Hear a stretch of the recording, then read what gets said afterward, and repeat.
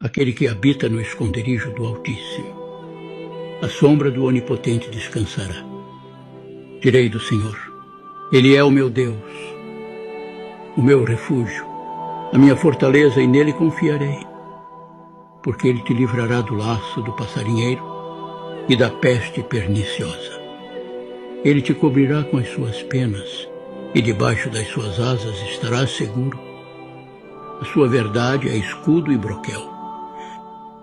Não temerás espanto noturno, nem seta que voe de dia, nem peste que ande na escuridão, nem mortandade que assole ao meio-dia.